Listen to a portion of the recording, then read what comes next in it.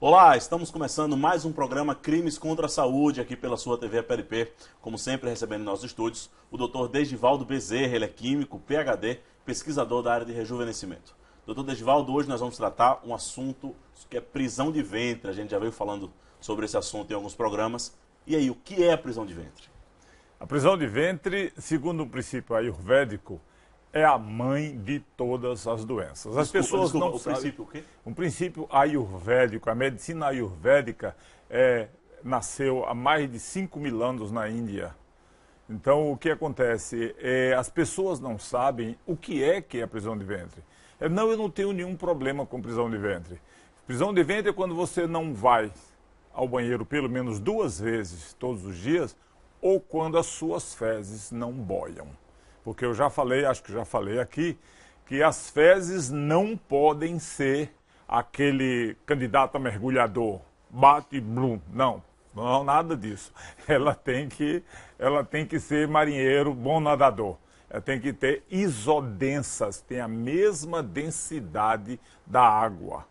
Se elas afundam, você tem um desbalanço entre os hormônios vasoconstritores e os hormônios vasodilatadores.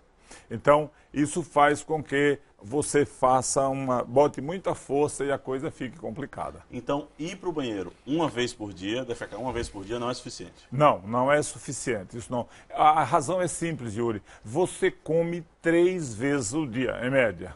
Então, se o almoço estiver esperando pelo jantar, complicou.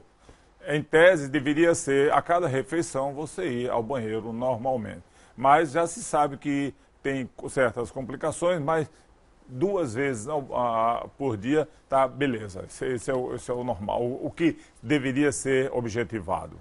Então vamos começar pelas causas. E aqui eu já quero começar perguntando, por que normalmente atinge as mulheres? Olha, 7 em cada 10 mulheres têm prisão de ventre. Inclusive, só en passant, eu vou dizer que as pessoas que têm um câncer de mama, todas elas tiveram, num período de suas vidas, uma prisão de ventre imensa.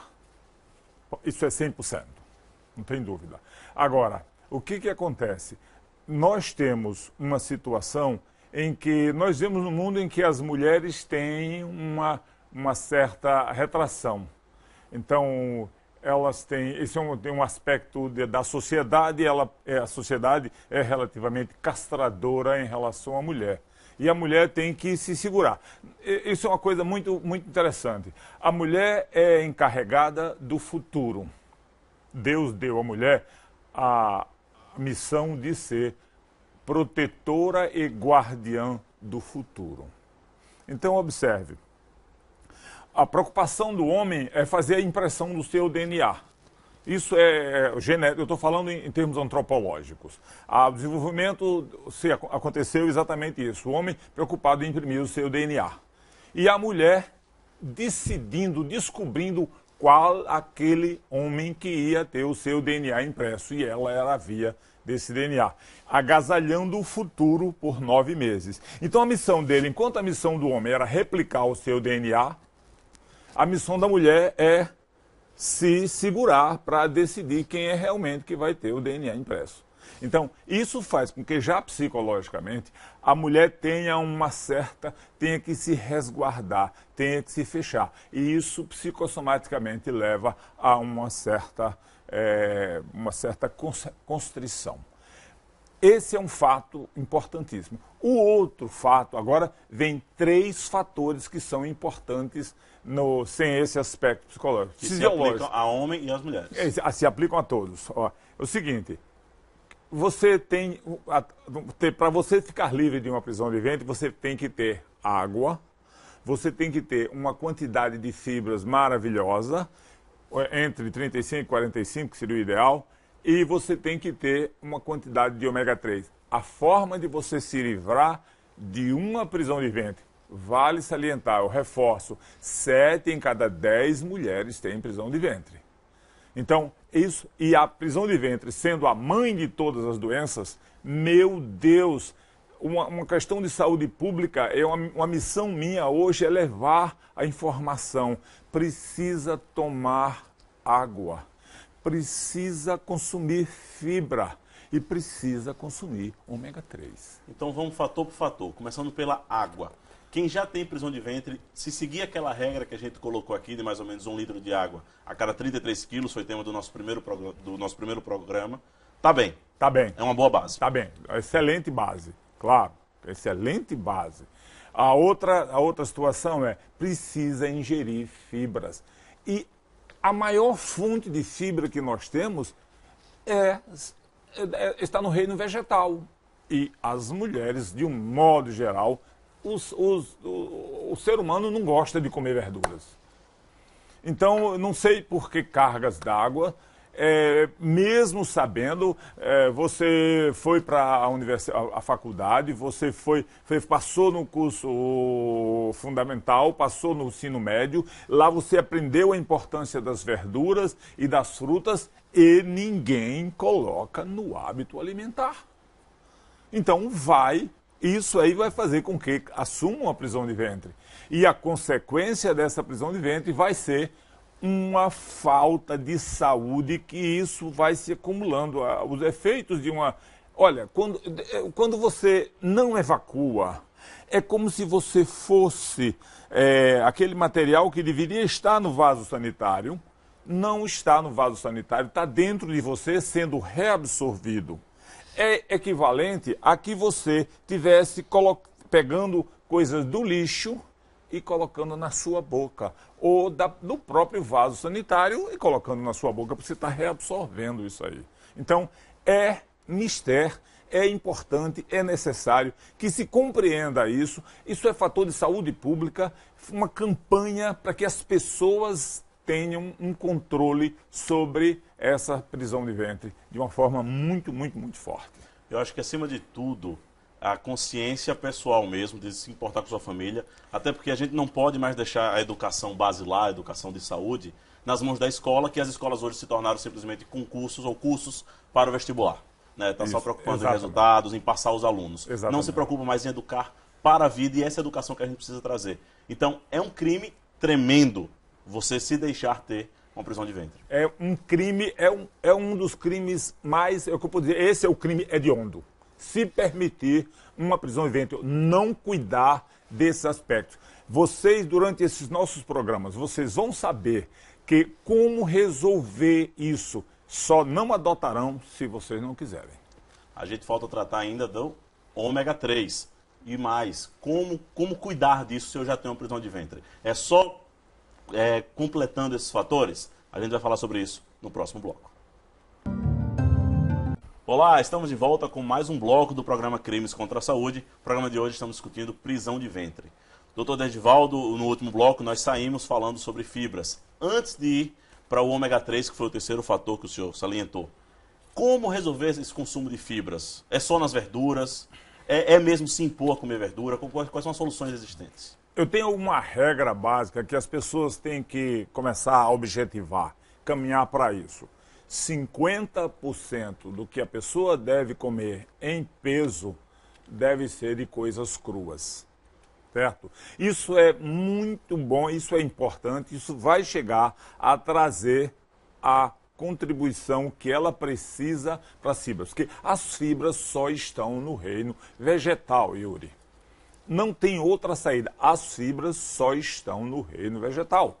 Então você precisa comer os vegetais. Se você não come os vegetais crus, como eu sugeri, que deve ser um objetivo seu, você precisa comer os vegetais cozidos. Coma uma sopa, fuja daqueles que têm pouca fibra e tem muito carboidrato, tem muita energia, como batatinha inglesa, mas procure objetivar o quiabo. O quiabo não deve ser comido muito molinho. As pessoas querem só a coisinha molinha, molinha, molinha. Depois nós vamos conversar aqui sobre geração de neurônios. Já está provado que a geração precisa de alguma coisa que se mastigue. Fuja da coisa muito molinha, da comida muito molinha, de uma chamada soft diet, a dieta molinha, só de coisas que você não precisa de mastigar. Então, é importante, então, que as pessoas compreendam que o quiabo, quanto mais duro o quiabo, melhor. Você corta, ao invés de você cortar o quiabo assim, você corta ele enviesado e o quiabo fica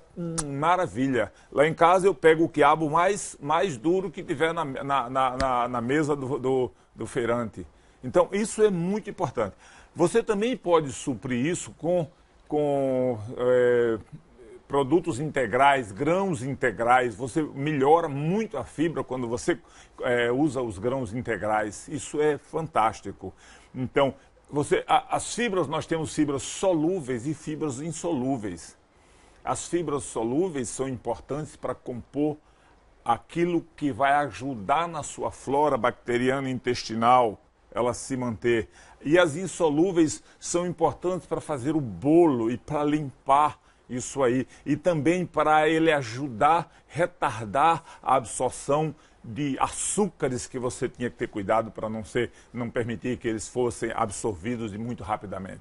E isso é uma coisa importante. O consumo de frutas ajuda também nisso? Ajuda, Porque sim. Existem frutas que dizem que prende, que solta, que ajuda, não ajuda. Como é isso? Isso é verdade, isso é verdade. Você sabe que, por exemplo, o mamão, já se sabe que o mamão ajuda. Tem um princípio laxante significativamente interessante. Você sabe que a goiaba é uma fruta que tradicionalmente ela prende.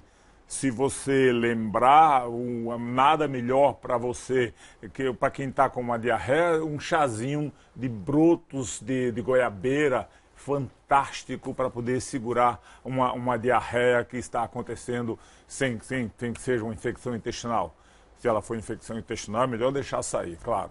Então, essa é uma situação. Outras frutas, por exemplo, a ameixa é fantástica. A ameixa deve ser comido por quem procura se livrar de uma prisão de ventre. São fatores extremamente importantes para você se ajudar. É claro, as pessoas querem comer maçã sem comer a casca da maçã. Ora, maçã sem comer a casca é um constipante. A laranja? A laranja não, a laranja é ótima, a laranja solta, a laranja libera. Com bagaço ou sem bagaço? Com bagaço é maravilhoso, a laranja é com bagaço. A laranja deve ser comida. Quem tem prisão de ventre ou quem quer melhorar o trânsito intestinal, aliás, é uma coisa importante, a gente precisa saber. Eu sempre estimulo que as pessoas se conheçam. Você precisa se conhecer, você precisa saber qual é o tempo seu de trânsito intestinal. Quanto tempo leva para aquilo que você comeu tá aqui da entrada até a saída? Quanto tempo leva? Mas então, como fazer isso? Bom, você tem forma simples. Eu sugiro que você coma sementes de mamão inteiras sem mastigar, ou então você come uma refeição de abóbora. Uma refeição de abóbora com farinha, carne de sol, vai sair tudo amarelinho, tudo coradinho, bonitinho. Se você passar 24 horas só, maravilha, você está bem. Entre 24 e 36 horas, você está com um trânsito intestinal. Agora, se passar de 36 horas, você está complicado, você está demorando muito e isso é complicante. Você está com uma prisão de ventre, você precisa se livrar disso. Isso é um fator importantíssimo que a pessoa saiba. Então, minhas sugestões: sementes de mamão, 3, 4, 5, 6 colheres, depois você vai observar que elas vão sair inteirinhas, bonitinhas. Não é para mastigar, hein? É só para engolir. É a parte mais gostosa da mamão. Eu como com sementes todo dia. Importante, hein? É um excelente vermífugo. Tem várias outras qualidades, tá? E aquela mucilagenzinha que envolve a semente, ela é extremamente importante para ajudar a flora bacteriana intestinal. Então, a função da fibra, a função de você comer verduras, é exatamente melhorar o seu trânsito intestinal? Ou o consumo de fibras possui outros benefícios? Outros benefícios. Por exemplo, o consumo de fibras, ele ajuda a retardar a absorção, a entrada de glicose muito rápida na sua... Então, quando você come a fruta completa, isso é um fator importante que a gente vai depois tocar, que é a questão de você evitar tomar sucos. Quando você come a fruta completa, você está com já ela tem dentro dela formas de retardar que a glicose suba rapidamente. Não sei se já falei aqui, mas a glicose, se ela sobe, a taxa de insulina sobe e não existe nada mais envelhecedor do que uma taxa de insulina alta. A insulina é necessária no valor certo. Subiu, ela envelhece, ela é um inflamatório, ela detona uma porção de procedimentos deletérios para a sua saúde, aquilo que você quer. Então, isso aí. Vamos para o terceiro fator, então. Ômega 3. Onde conseguir esse ômega 3? Como é que deve ser feita essa ingestão? A quantidade de ômega 3? Ômega 3 é um fator que a gente vai ter que nós vamos nos alongarmos muito mais sobre o ômega 3. O ômega 3 em si, ele tem vários fatores. Ele entra desde alimento para o seu cérebro até uma questão de ser fator de balanço hormonal, fator de comunicação entre os seus hormônios no seu corpo. Isso é muito importante. Mas como age o ômega 3 para nos ajudar na prisão de ventre? A gente vai falar sobre isso no próximo bloco. Estamos de volta com mais um bloco do programa Crimes contra a Saúde e no programa de hoje, debatendo prisão de ventre. Doutor Desvaldo, nós já chegamos ao terceiro tópico, ômega 3.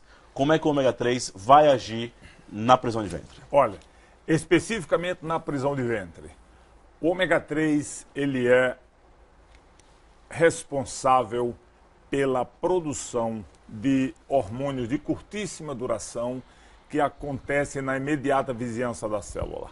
Então, eu simplificando, porque as pessoas precisam entender isso com facilidade, a comunicação interhormonal, a comunicação entre células e entre hormônios dessas células diferentes, só acontece com base em produtos que são formados a partir de ômega 3.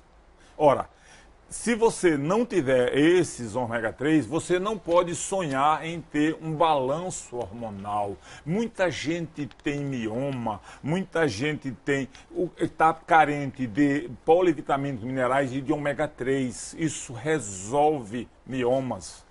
Não tem como a prisão de ventre resolvida, nada mais disso vai acontecer. Por quê? Porque se você tem muitas pessoas que morrem de problemas de pele, morrem de preocupação com problema de pele, vão tomar produtos complicados. Você tem um problema intestinal. Nós vamos mostrar faces com problemas intestinais. Problemas não são de pele, são problemas intestinais. A pele é a terceira via, a segunda via de eliminação. A primeira via de eliminação são os rins e as fezes, certo?